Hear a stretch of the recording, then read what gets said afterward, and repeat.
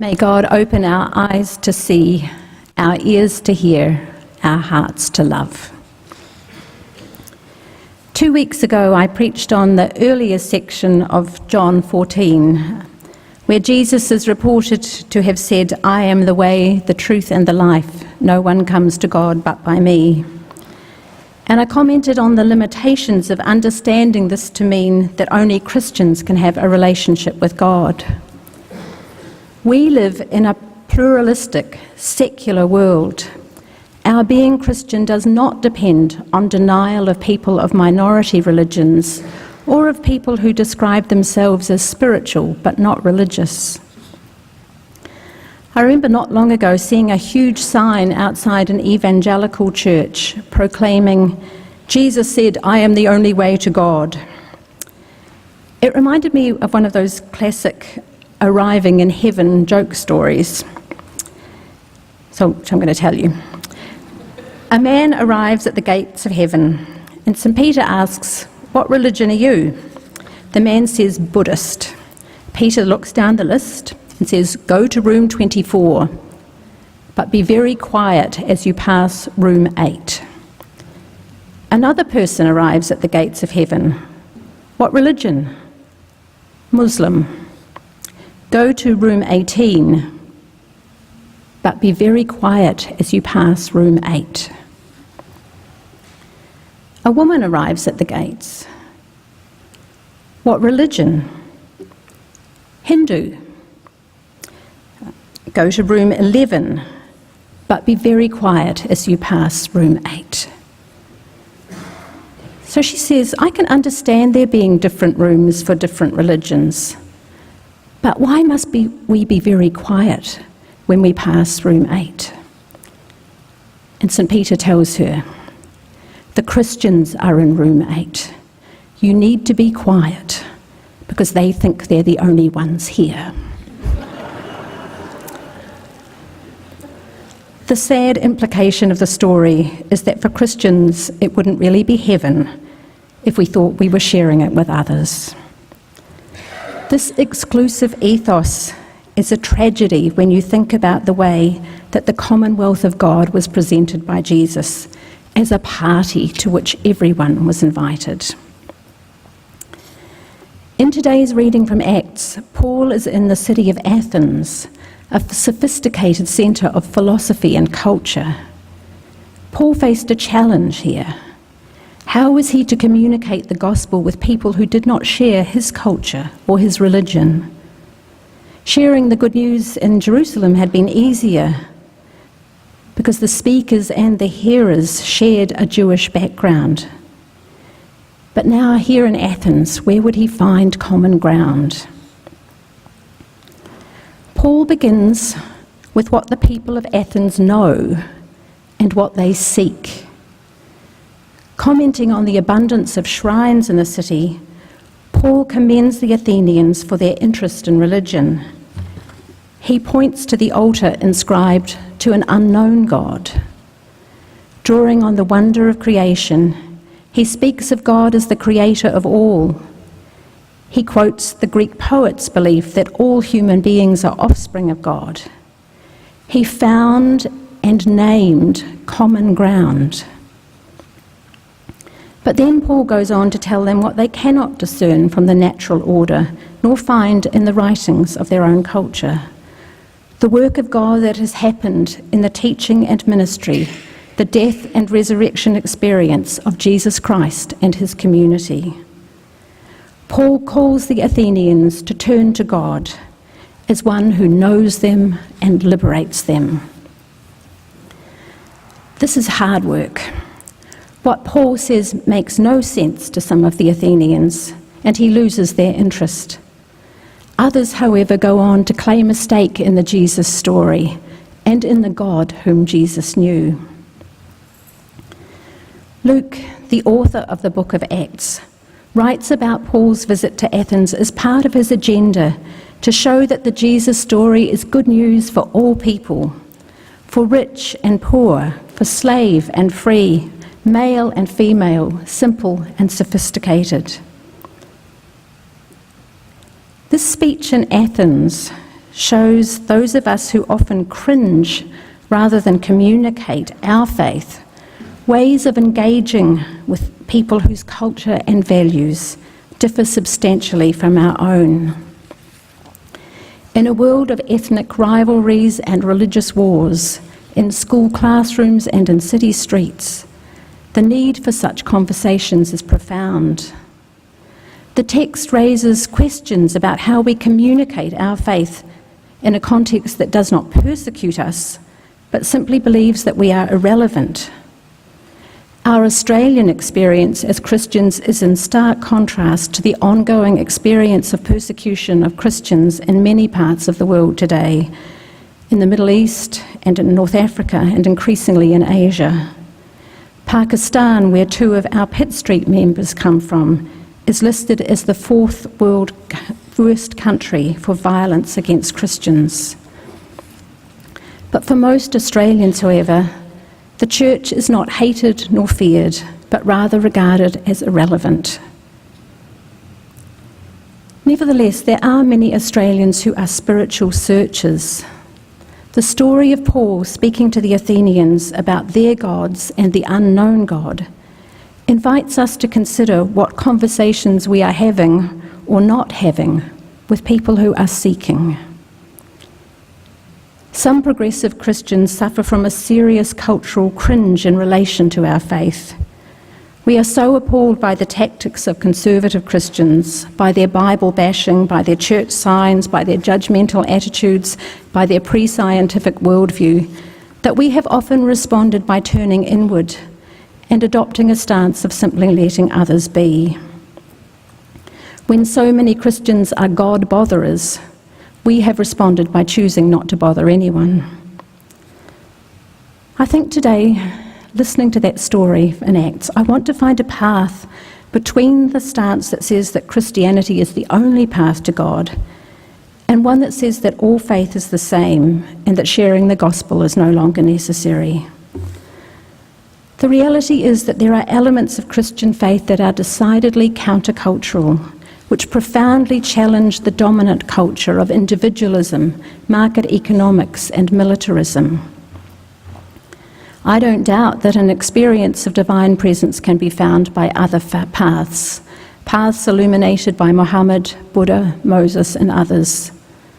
But in our world, our context, where secular people are searching for meaning and community, are we not required to take the risk of meeting at the altar of the unknown God and sharing the gifts that we have been given?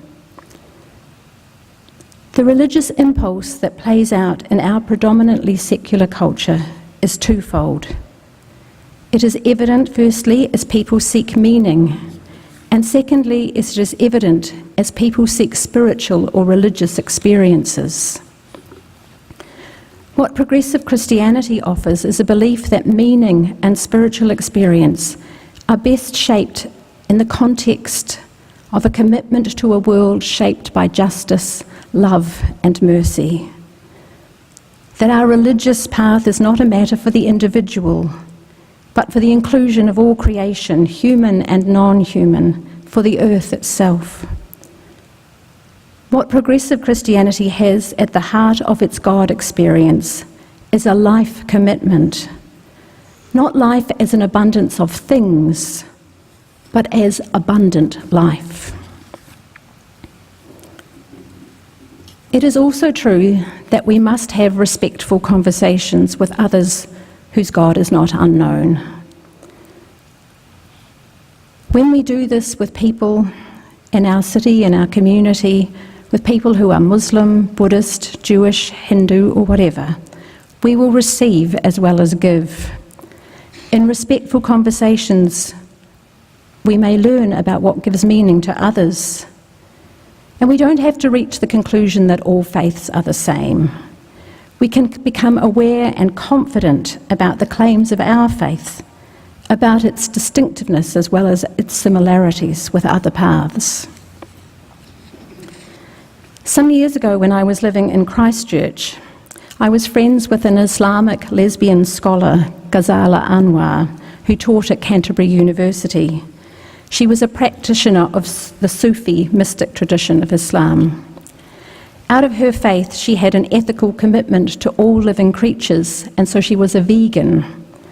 I found that a challenge to my own thinking about creation and my relationship to creation.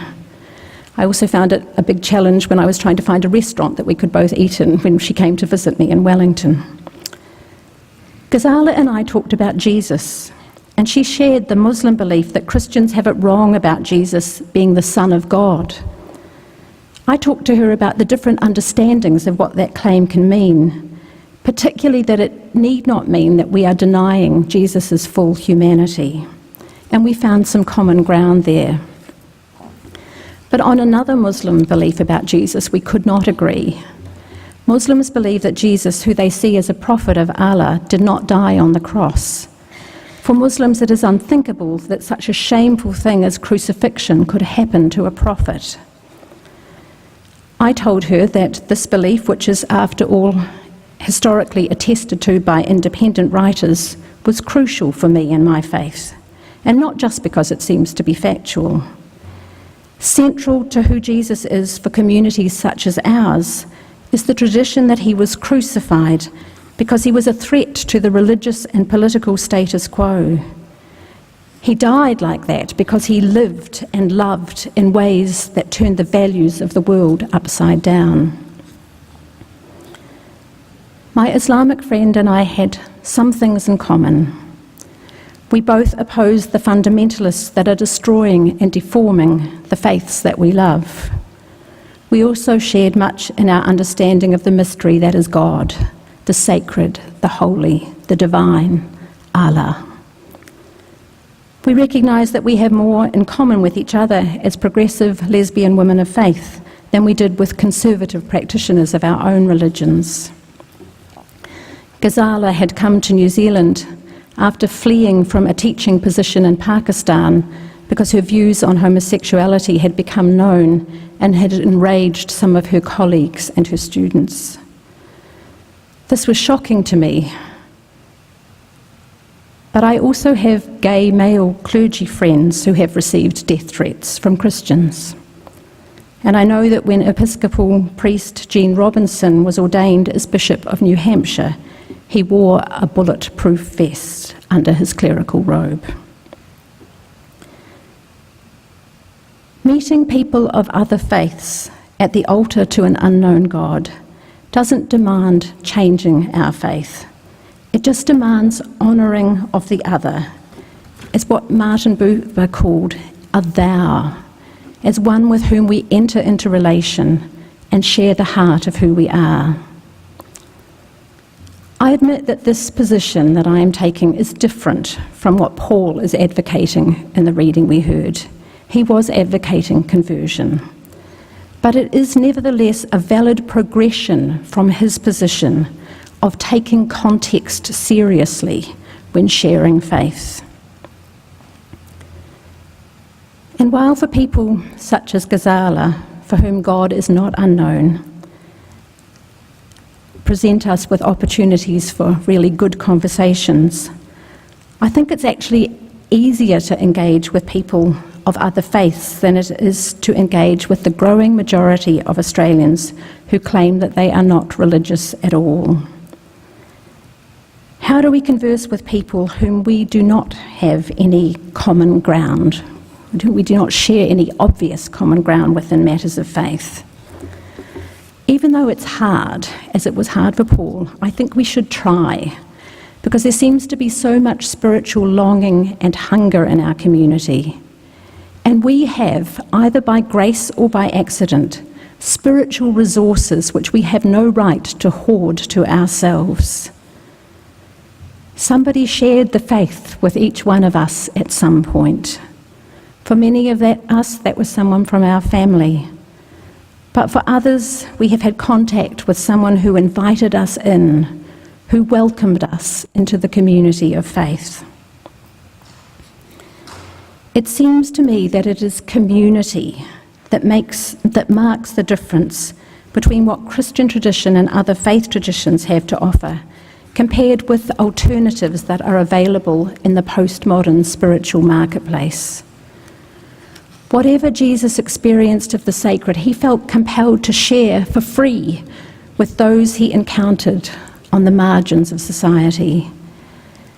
And he communicated it not just in teaching, but in the creation of barrier-crossing community. He reached out to the expendable people of his society, and he healed people by bringing them back into community. He didn't give them charity, he gave them humanity and the experience of belonging. The community was created and bound together by this vision of the realm of God. It was sustained by the practice of inclusive community. Jesus believed that his experience of the sacred could be translated into human relationship and community. His vision of human community came from his experience of God. For us, this doesn't have to be a patriarchal, theistic God, but sacred energy in many images and forms, not just beyond us, but within us and around us, a reality running through all of existence, whose fundamental nature is love. As we continue to reflect on our mission as the people of God at Pitt Street Uniting Church, may we be moved to share the experience of the sacred that we have had with others, not to dominate them or to change them, but to invite them to a community where the table is open to all in the spirit of love and life. Amen.